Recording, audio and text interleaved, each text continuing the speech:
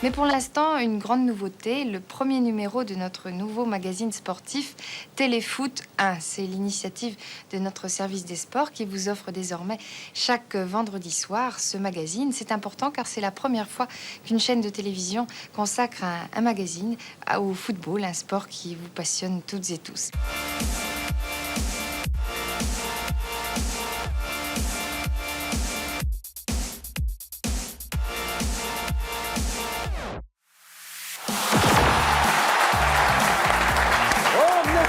Dans l'after avec un invité exceptionnel, Arsène Wenger. Bravo.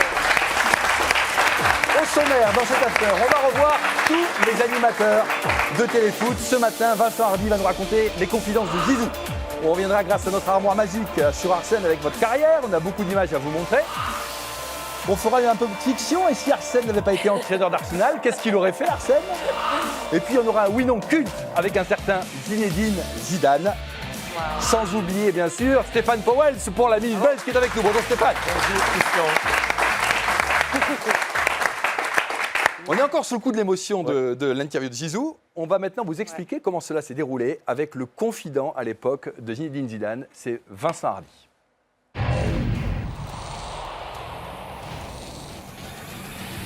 Alors, la première personne dont j'ai envie de parler, c'est le papa de Zinedine Zidane. J'avais la chance de beaucoup suivre Zidane. Et par conséquent, j'ai été amené à connaître sa famille. Et j'ai été impressionné par son papa. Un monsieur d'une humilité, d'une simplicité. Vous savez, quand on allait en reportage, souvent on invitait notre interlocuteur à déjeuner, et généralement dans un bon restaurant. Alors le papa de Zinedine Zidane, qui s'appelle Smaïl, je lui avais proposé d'aller déjeuner quelque part. Alors, il m'a dit « Oh non, non, monsieur Vincent, on va aller à la cafétéria de Casino. Ça va me rappeler mes souvenirs, parce qu'il avait démarré comme magasinier chez Casino à son arrivée à la fin des années 50 en France. » C'est bon à dire à votre papa? Ouais, mais qu'est-ce que je peux lui dire? Que je l'aime. Voilà. Oui, et même, il ne le dit pas en public, mais... Comment? Il a dit, je ne le dis pas, mais je l'aime. Souvent, quand on côtoie la famille des footballeurs, on comprend mieux les footballeurs. Et ce monsieur a imprimé le respect, l'humilité à ses enfants. Et tout ce que réalise Zinedine Zidane depuis porte le sceau de son papa. C'est magnifique.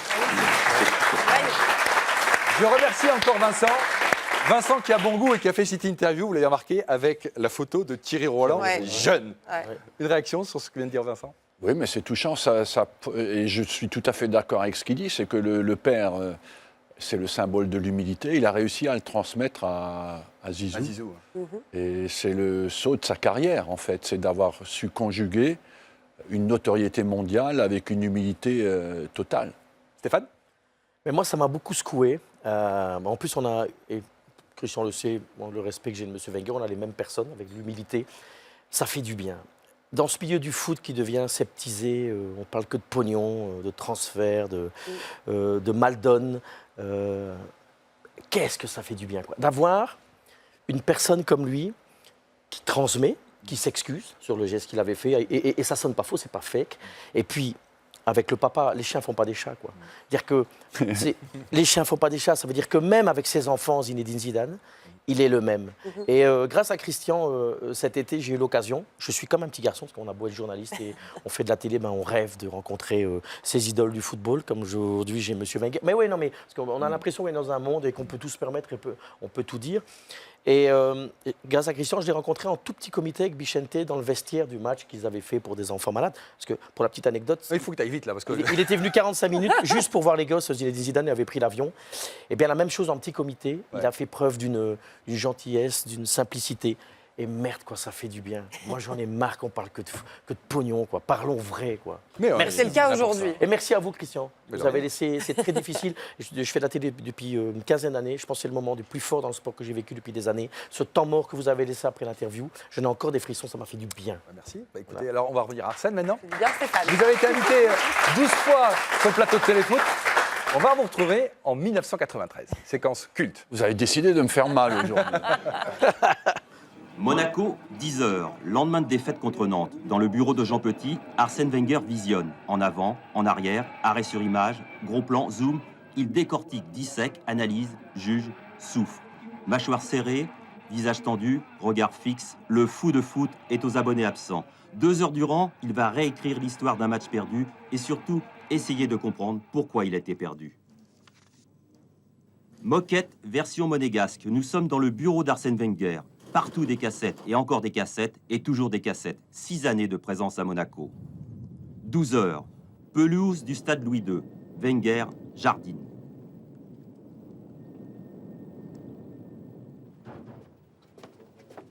« 12h30.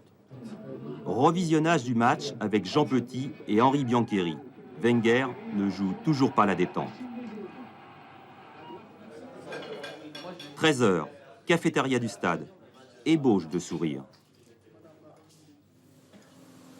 15h30. Direction la Turbie.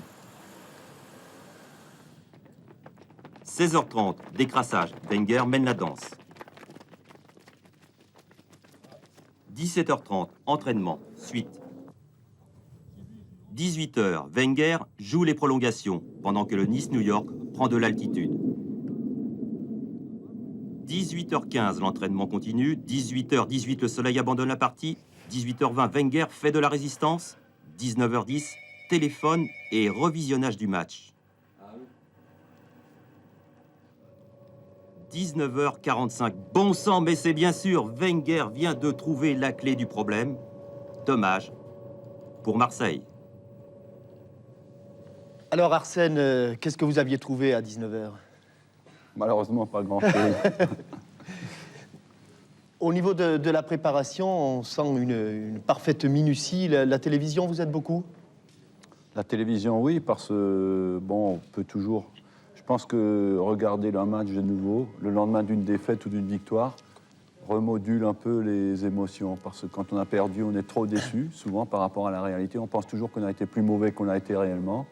Et quand on a gagné, on pense toujours qu'on a été meilleur que ce qu'on a été réellement. Je pense que ça régule bien les impressions. Étonnant, hein? Étonnant. Moi, ce que je trouve assez marrant, c'est que c'était des cassettes VHS à l'époque, mais la vidéo, c'est encore plus aujourd'hui. Oui, mais aujourd'hui, j'ai des équipes, le foot a changé énormément. Hein. Aujourd'hui, à l'époque, on était 2-3. Et aujourd'hui, j'ai une équipe de 20-25 personnes autour de moi, des spécialistes vidéo qui analysent tout. Et j'ai pratiquement une équipe autour de l'équipe. Et Arsène, est-ce que vous faites de la vidéo avec vos joueurs? Il y a des entraîneurs qui ne veulent plus faire ça. Est-ce que vous en faites encore? Vous faites ça quoi, la veille d'un match ou comment vous procédez? On en fait dans la semaine. On a ce qu'on appelle des revues de performance individuelles avec les joueurs, des revues par département. Individuellement, vous les voyez avec la vidéo? Aussi, pas tous, toutes les semaines, mais tous les mois, on fait un flashback. Oui. Sur une semaine, Arsène, vous regardez combien d'heures de match ou de vidéo? Je regarde du foot tous les jours, 7 jours sur 7, depuis... Tous les jours, 10 ans. Tous les jours. Tous les jours. Il y a des jours, les samedis, dimanches, je pense que je vois 5 matchs par jour. Ouais, incroyable. Il n'y a pas de secret, Christian. Ah oui, c'est ça, pas de secret. j'allais le dire. C'est un petit sondage. Un petit sondage, allez, l'équipe de France va-t-elle se qualifier pour la Coupe du Monde selon vous? Oui ou non? Vous avez quelques minutes pour y répondre. Je pense que... Voilà. On va dire On verra oui. bien, hein. Ouais. Très bien. Et puis quelques tweets. Quelques tweets, on va avoir quelques réactions de la semaine. On va commencer avec une image à Clairefontaine, juste après le match de jeudi soir. Ça a joué, regardez dans les chambres, si on peut voir le retour pour le public également. Regardez, c'est Kylian Mbappé qui apparemment est beaucoup plus fort que Florian Thauvin au jeu FIFA. Et effectivement, je crois que c'est le cas et que Florian Thauvin a pris très cher sur les réseaux sociaux. On continue avec le tweet d'arrivée de Kylian officiel, un des tweets les plus retweetés cette semaine. Énormément de succès avec cette photo de Kylian et son maillot du Paris Saint-Germain. Et on va finir avec 2 photos, Christian. Ouais. Une plutôt émotive. Regardez, photo du SM Caen avec ces 2 joueurs, il y a quelques années de ça, N'Golo Kanté et Thomas Lemar. C'est assez impressionnant de voir ce duo à l'époque, il y a quelques années de ça, et qui maintenant est un des plus cotés en équipe de France. Et bravo Caen. Et bravo Caen, effectivement. Et puis, regardez cette dernière photo, un petit peu plus légère, ça va vous plaire, Christian, ça. Bah oui, effectivement, c'est le croisonnet de Guillaume Tessé, Griezmann en brise de Nice, parce qu'on n'a pas compris cette coupe cette coupe blonde. On n'a pas compris. Oui, juste parce qu'on a parlé du match équipe de France et tout le monde a parlé des grosses prestations, Lemar, Mbappé, tout ça. Mais moi, je voudrais vraiment faire un coup de chapeau à Griezmann parce qu'il avait fait la même chose à l'Euro. Il était en difficulté, une saison un petit peu compliquée. Contre la Suède, il a porté tous les mots avec Loris. Et je trouve qu'ici, les grands joueurs sont là le jour J. Je trouve qu'il a fait un grand match. Il a donné des ballons, des assists, il a marqué. Il ne faut pas oublier parce que j'ai l'impression qu'il est maintenant tombé dans le... On ne parle plus de Grisou. Non, il est là. Arsène l'a trouvé très bon. Ouais. Un mot sur le tweet qu'a montré Charlotte. Arsène, on a vu N'Golo Kanté et Thomas Lemar. Quand ils sont à Caen, est-ce que vous avez déjà vous dire qu'ils sont super forts? Moi, je ne les connaissais pas très bien, mais les gens qui m'en ont parlé, j'ai un ami qui vit à Paris, à Suresnes, parce que N'Golo Kanté joue à Suresnes. Et puis après, il est allé à Boulogne, et de Boulogne, il est allé à Caen. Donc, quand on voit son parcours, on ne peut qu'avoir des regrets, parce qu'on ne l'a pas détecté au moment où... Il y a eu un raté quelque part, Arsène? Il y a eu un raté quelque part? Évidemment, quand on parle d'N'Golo Kanté, il est parti pour rien à Leicester. Et quand on parle de Thomas Lemar, il est allé pour 3 millions d'euros de Caen à Monaco quand même. Vous n'êtes pas les seuls, hein. Ils ne l'avons pas vu. Non, mais la vie moderne dans le sport, c'est ça. Dembélé, il passe d'une année à 15 millions à 150. En 12 mois, il n'y a aucun entraîneur qui peut améliorer un joueur de 15 à 150 en un an. Donc, je veux dire, c'est la vitesse à laquelle les tarifs changent, c'est incroyable. Donc, il faut intervenir au bon moment, il faut prendre des risques. Dans l'after, Arsène, on aime bien faire un petit peu de fiction et on s'est posé la question suivante. Et si Arsène n'avait pas été coach d'Arsenal? C'est parti. Et si Arsène Wenger n'avait pas entraîné Arsenal?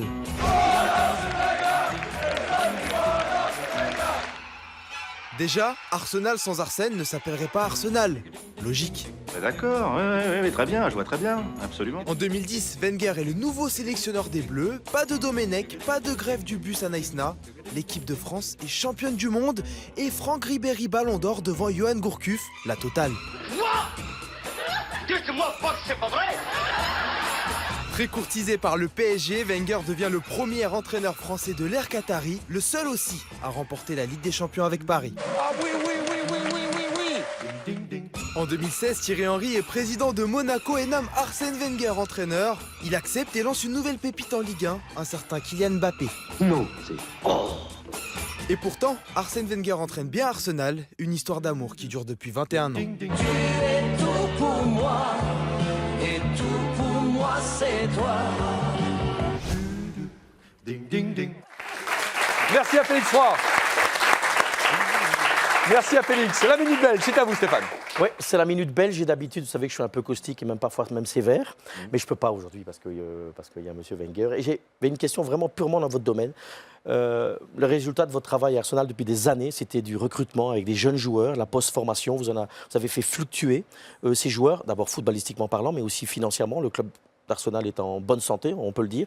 Quand on voit un transfert d'un gamin de 18 ans de 180 millions d'euros, est-ce que vous allez changer votre vision des choses? Est-ce que vous allez continuer, ma question, à former pour ne pas vous piquer Est-ce que ça vaut le coup encore de former?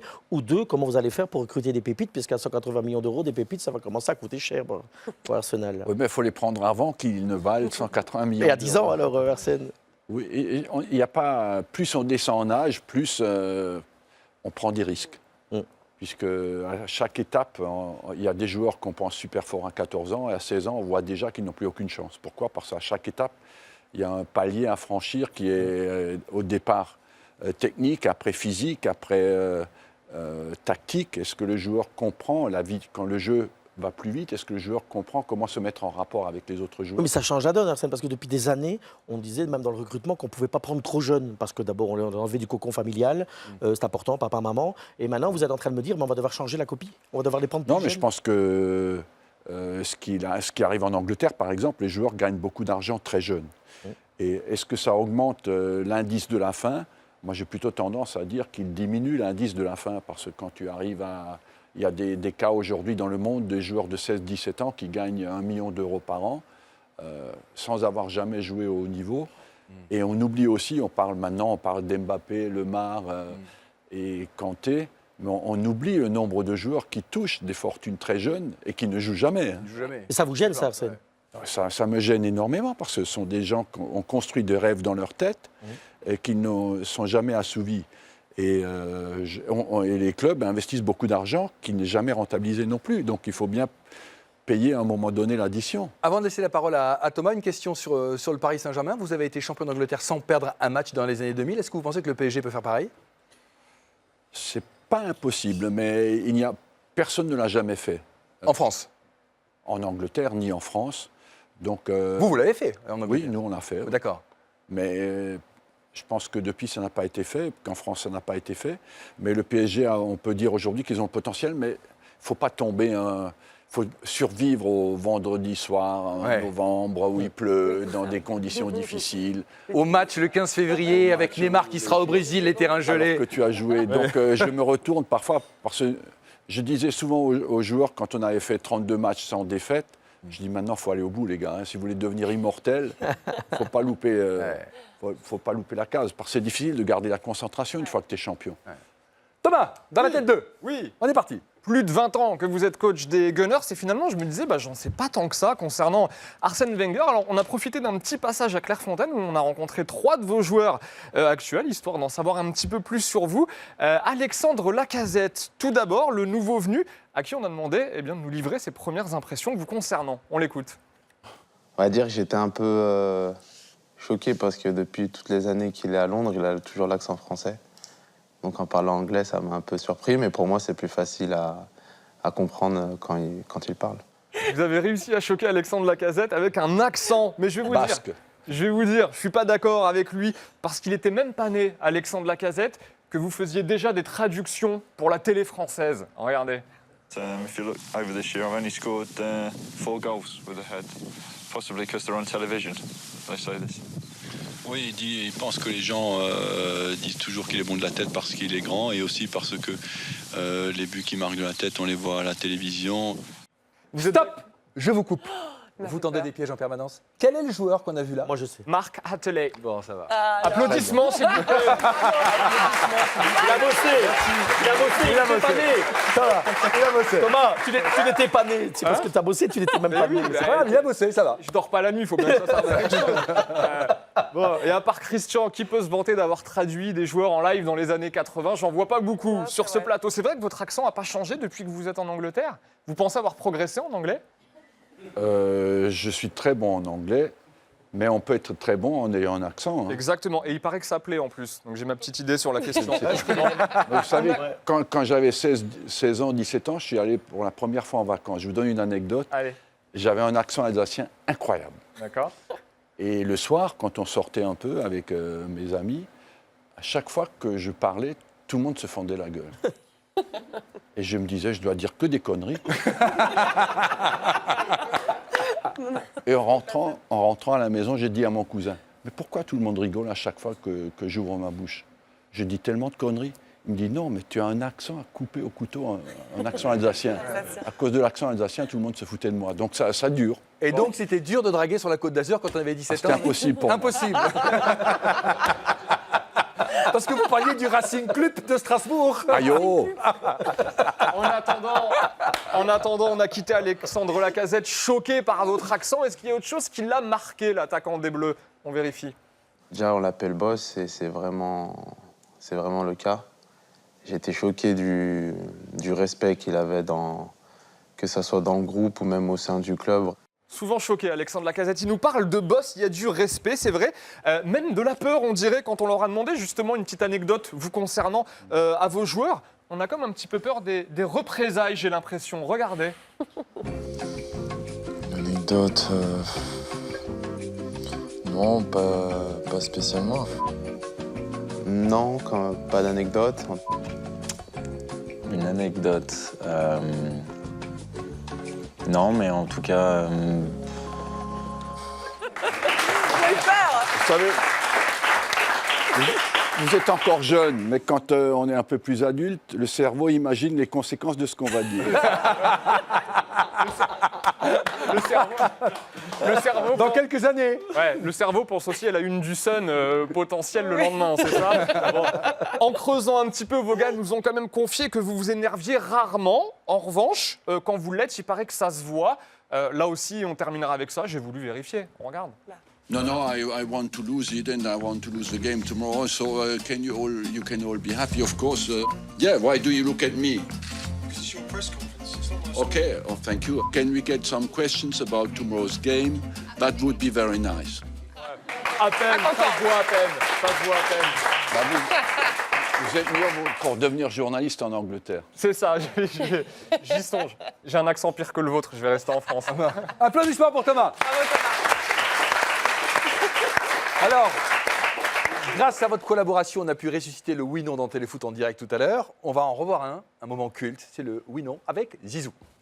Alors Zidane répond par oui ou par non et la première question concerne d'abord le match d'hier soir.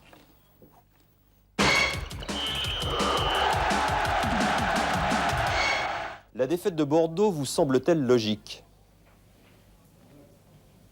Oui. Regrettez-vous Roland Courbis? Joker. Pensez-vous que l'ambiance à Bordeaux puisse nuire au bon résultat de l'équipe? Non. D'après vous, la suspension de Didier Sénac est-elle justifiée? Non. Trouvez-vous normal que la suspension de Zierziewski soit moins lourde que celle de Sénac? Non.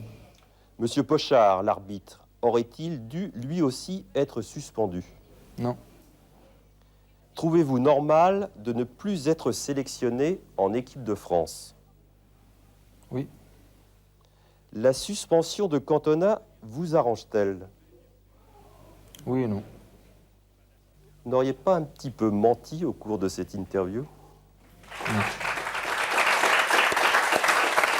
Là, ce que j'adore, c'est de voir à quel point la défaite lui a pris le chou. Ouais, on sent que ça l'énerve quand même. Hein. Il est vraiment, il est essayé, quoi.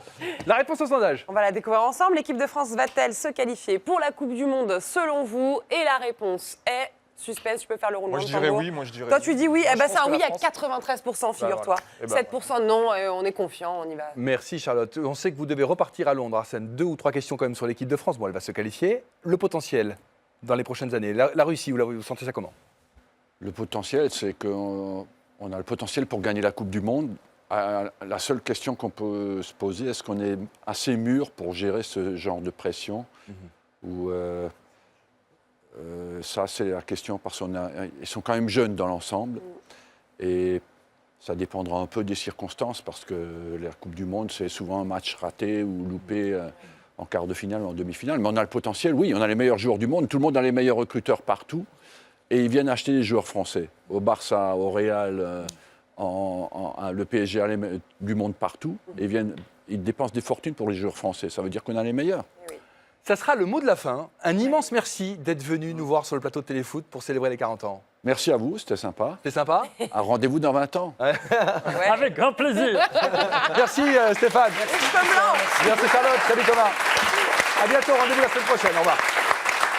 Arsène Wenger, vous arrivez à Cannes, il fait beau, le sable est chaud, et vous occupez du centre de formation. Est-ce que vous avez le sentiment que les jeunes ici, même sur la Côte d'Azur, dans ce pays rêvé, ont le goût de l'effort comme dans l'Est? Oui, totalement. Je crois que c'est vraiment une fausse idée et une idée vraiment caricaturale de dire que les jeunes n'ont pas le goût de l'effort ici. En tout cas, à Cannes même, je pense que les jeunes en veulent énormément. Merci pour tout, messieurs. Je file car Téléfoot se refera de Liverpool dimanche prochain. À bientôt. Merci encore. Au revoir. Vite, vite, vite, vite, vite. Vite. On y va. Vite, vite, décolle, vite, vite. Vite, vite, France, dépêche-toi.